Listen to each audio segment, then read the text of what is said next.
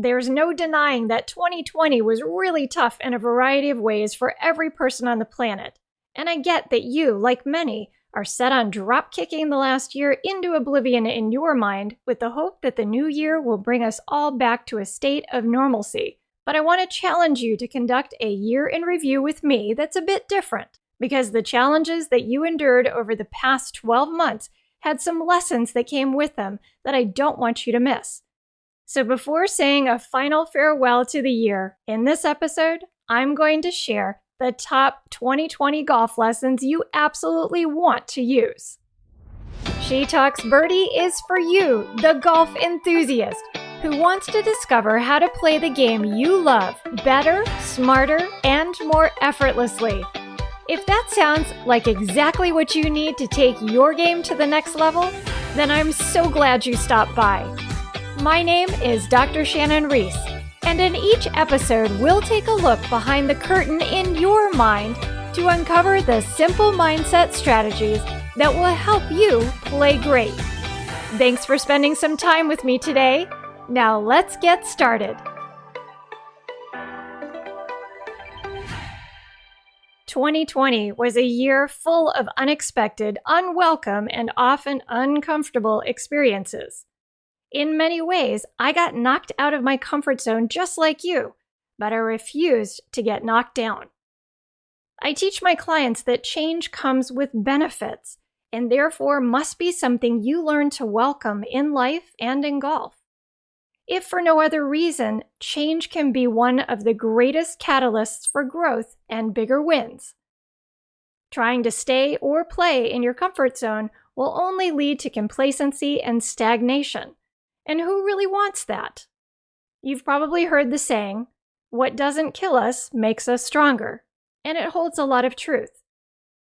Over the past year, we've all had one recurring decision to make: to do whatever was necessary to adapt, or to perpetuate our pain and struggle by being unwilling to seek out new ways to navigate. Which way do you consistently approach your golf game? Think about it. Your game is never the same 2 days in a row. Your swing has some variability day in and day out. Rounds on the same course unfold differently as you play them. You have the same choice that I mentioned when it comes to your game.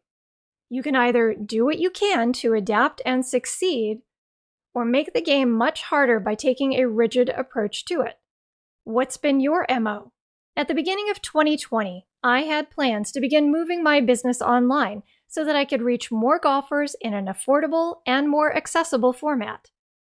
The onset of the pandemic significantly accelerated my timeline and altered my plans. I had to pivot my business overnight in order to continue to serve my clients. Thanks to the current technology and some pioneer-minded golfers, I was able to begin working with clients virtually, and the Confident Golf Club membership was born. Inside my membership, I was able to keep my finger on the pulse of my members' games in real time to help them navigate the changes and new challenges they were experiencing on and off the course. Some were able to continue playing regularly, while others were very restricted. But walking virtually by their sides throughout the bulk of the year uncovered some big lessons that I want to share with you. These lessons aren't necessarily new, but the challenges of 2020 reinforced the power of them and the need for my clients and you to capitalize on them for your future gain. So many of the conversations on my weekly Q&A calls centered around these lessons, and I don't want you to miss out on the opportunities they've created for you in the new year. The key to your success will be your willingness to break out of your comfort zone-driven pursuits in exchange for a more adaptable and flexible approach to your game. Challenges can bend or break you depending on how you choose to respond to them. Are you ready for the challenge? Let's get started. Lesson number 1. 2020 taught us that social distancing enhances focus. As much as staying 6 feet away from everyone has been awkward, the practice has had a positive impact on my clients' ability to focus on their game. Many have already begun talking about whether they'll be able to maintain their improved focus once they have to start sharing carts again. I've been assuring them that they can by following some simple strategies. Social distancing on the course has eliminated a common form of external distraction that typically accompanies playing with others. I'm referring to the challenge of being paired with someone who is very chatty, or has a habit of providing you with a blow-by-blow account of their game while it's unfolding, or doesn't have a clue that it's distracting to keep talking while you're trying to hit your shot. I often say that you can pick your friends, but you can't always pick your playing partners. Social distancing has removed much of this distraction, making it so much easier for golfers to focus all of their attention on their own game and the task at hand. When your mind is completely focused on your next shot, you tend to hit better shots. And that's exactly what my clients have been enjoying due to being separated from their playing partners. But down the road, when it's once again safe to share a cart, it's possible to maintain good focus habits. You just need to create healthy boundaries around your game. Don't worry, this isn't something you have to try to manage for 4 hours. That would be nearly impossible.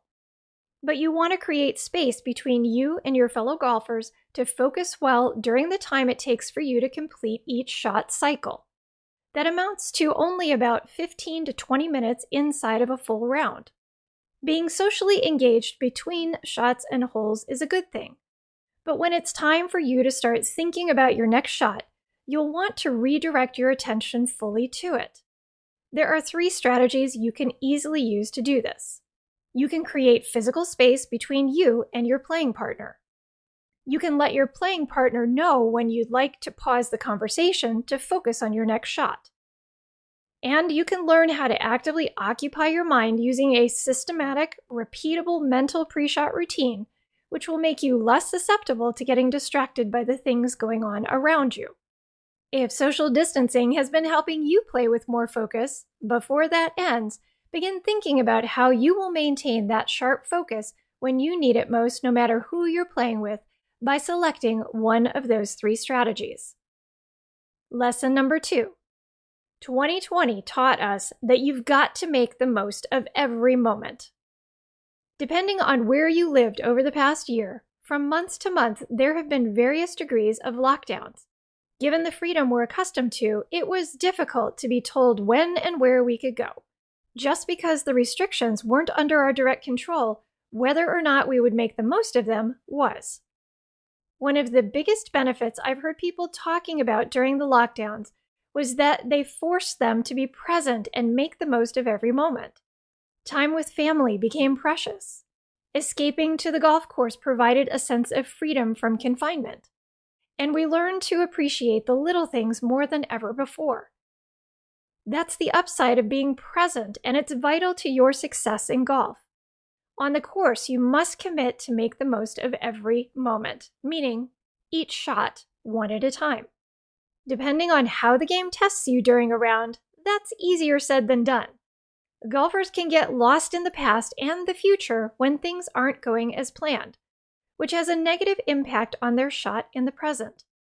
Let me describe a scenario that might sound familiar to you. You're on the tee getting ready to hit your drive, but you're still beating yourself up about the 3 shots it took to get out of the greenside bunker 2 holes ago. You're hoping you can pull off a birdie on this hole to make up for some lost ground with a stroke of luck.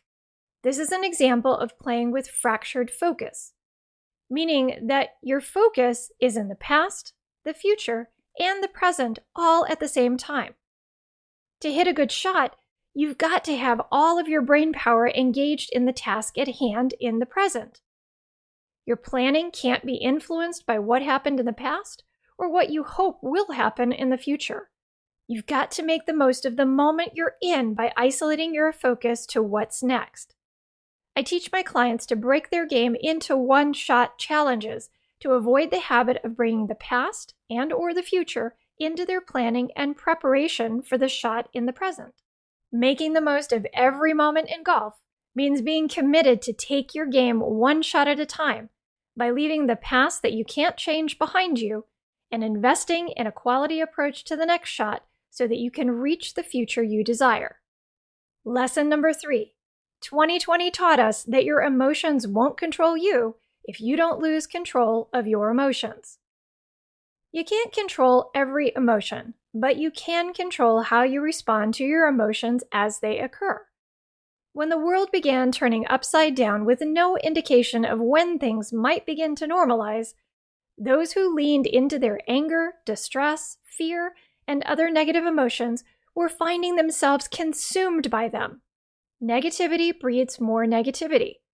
In contrast, there were plenty of people, like my clients, who were actively choosing a more positive outlook in moments of frustration, fear, or disappointment. They were refusing to allow negativity to rule their behavior, having trained themselves to weather storms in golf with much more resilience. What they were demonstrating was good emotional intelligence, also known as EQ.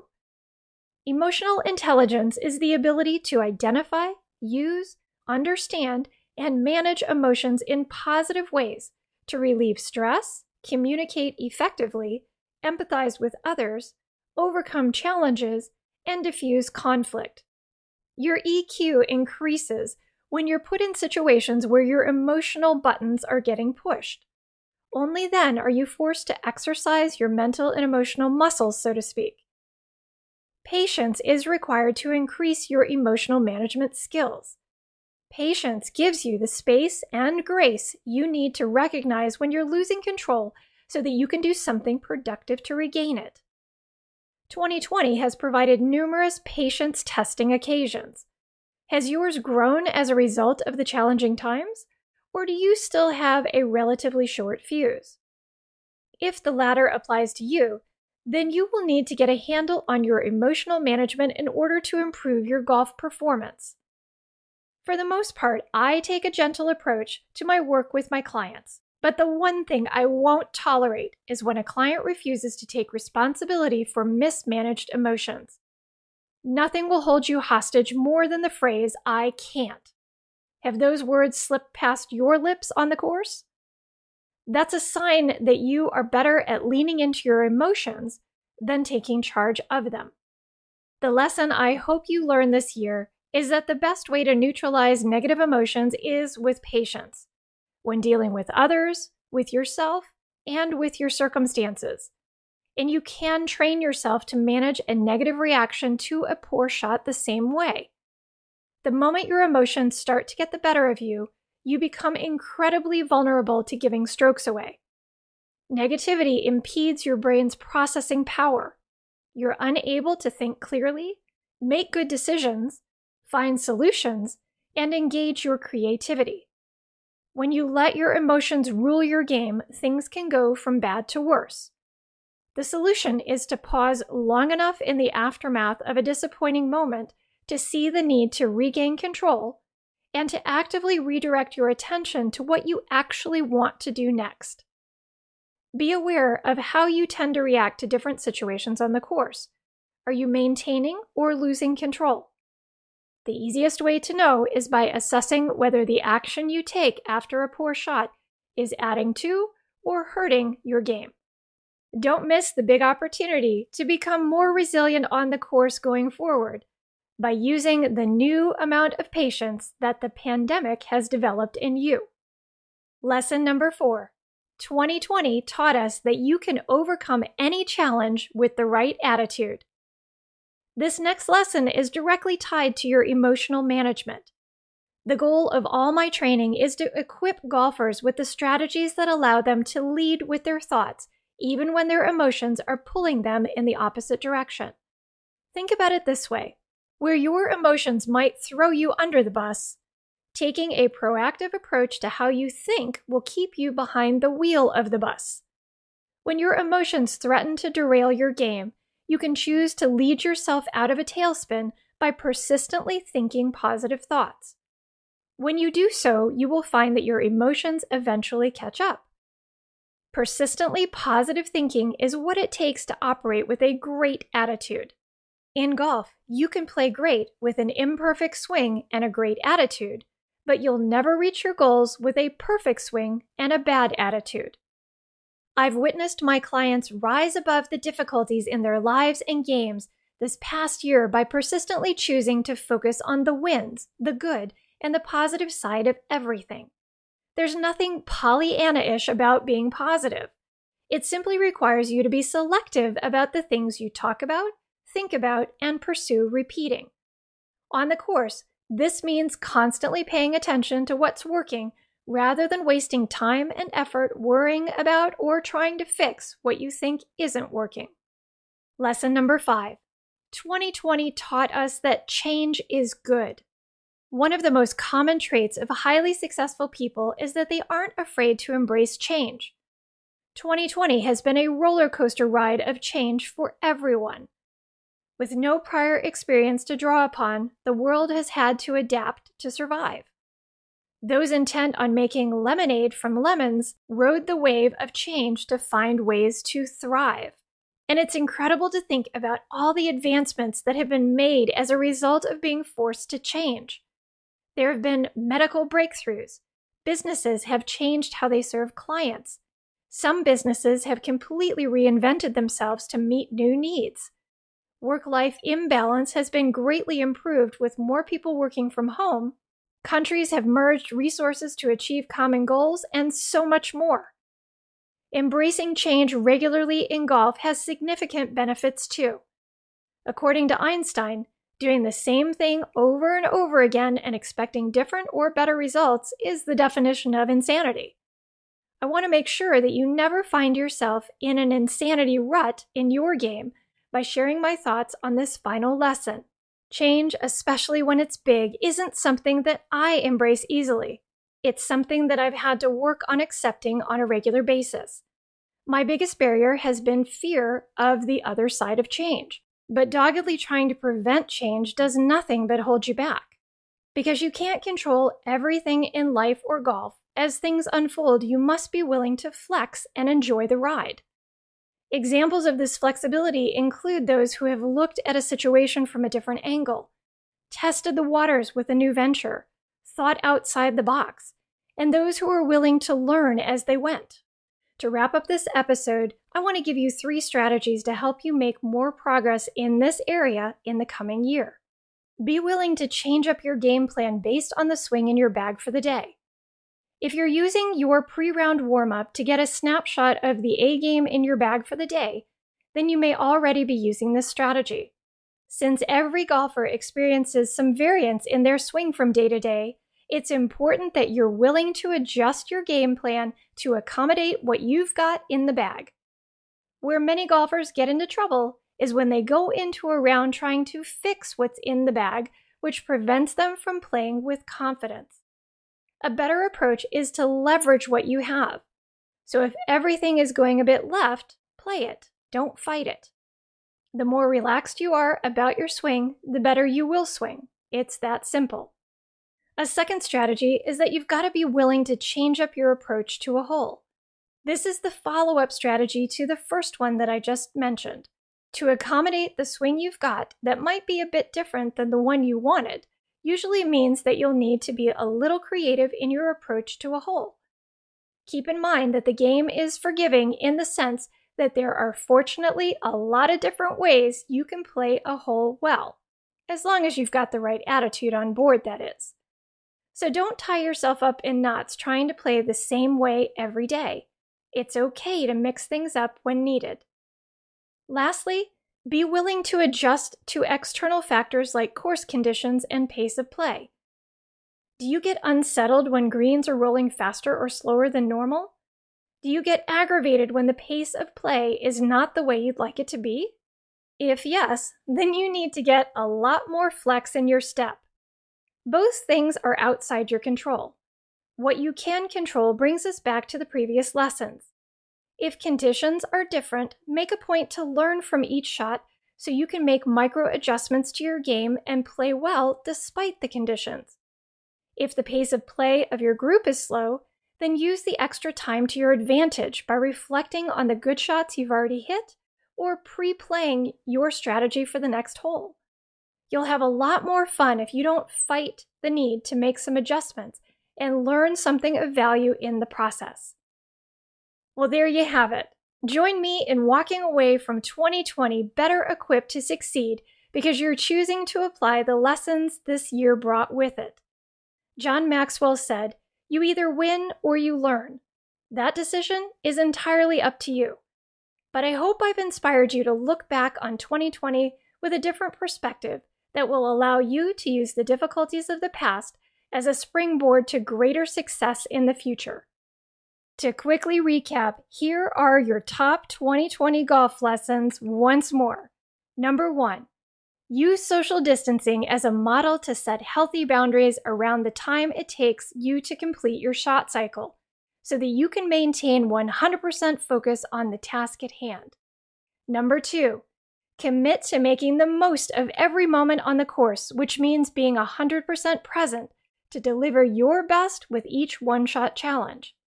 Number 3, maintain control over your emotions by responding to challenging and disappointing moments with patience for others, yourself, and the situation. Number 4, be equipped to overcome any challenge that emerges in a round by maintaining a positive attitude that is centered around what's working in your game.